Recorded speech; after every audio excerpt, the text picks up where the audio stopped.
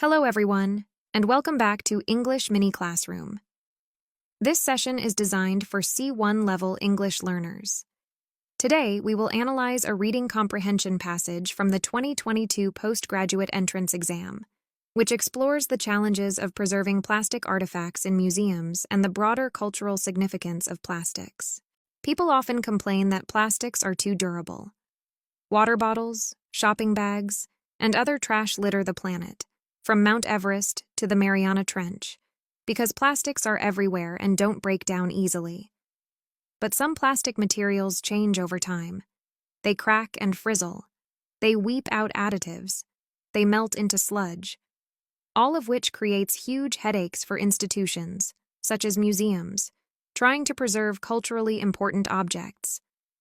The variety of plastic objects at risk is dizzying.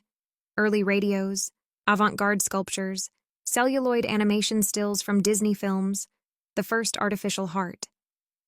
Certain artifacts are especially vulnerable because some pioneers in plastic art didn't always know how to mix ingredients properly, says Thea van Oosten, a polymer chemist who, until retiring a few years ago, worked for decades at the Cultural Heritage Agency of the Netherlands.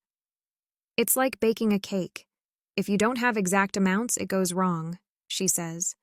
The object you make is already a time bomb. And sometimes, it's not the artist's fault. In the 1960s, the Italian artist Piero Gilardi began to create hundreds of bright, colorful foam pieces. Those pieces included small beds of roses and other items, as well as a few dozen nature carpets. Large rectangles decorated with foam pumpkins, cabbages, and watermelons. He wanted viewers to walk around on the carpets, which meant they had to be durable. Unfortunately, the polyurethane foam he used is inherently unstable. It's especially vulnerable to light damage, and by the mid-1990s, Gilardi's pumpkins, roses, and other figures were splitting and crumbling. Museums locked some of them away in the dark, so Van Oosten and colleagues worked to preserve Gilardi's sculptures. They infused some with stabilizing and consolidating chemicals. Van Oosten calls those chemicals sunscreens because their goal was to prevent further light damage and rebuild worn polymer fibers. She is proud that several sculptures have even gone on display again, albeit sometimes beneath protective cases. Despite success stories like Van Oosten's, preservation of plastics will likely get harder. Old objects continue to deteriorate. Worse, biodegradable plastics, designed to disintegrate, are increasingly common, and more is at stake here than individual objects.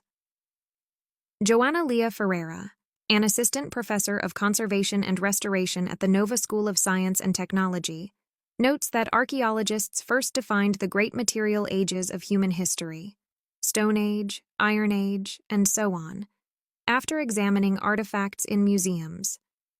We now live in an age of plastic, she says, and what we decide to collect today, what we decide to preserve, will have a strong impact on how in the future we'll be seen. Now that we have read the article, I would like you to reflect on the following questions and share your thoughts. 1. According to paragraph 1, what difficulties do museums face regarding plastic items? 2. What does Van Oosten believe about certain plastic objects? 3. Why did museums stop exhibiting some of Gilardi's artworks? 4. What is the author's perspective on the preservation of plastics? 5. In Ferreira's opinion, why is the preservation of plastic artifacts significant? Okay, that's all for today. Keep practicing your English, and I'll see you next time.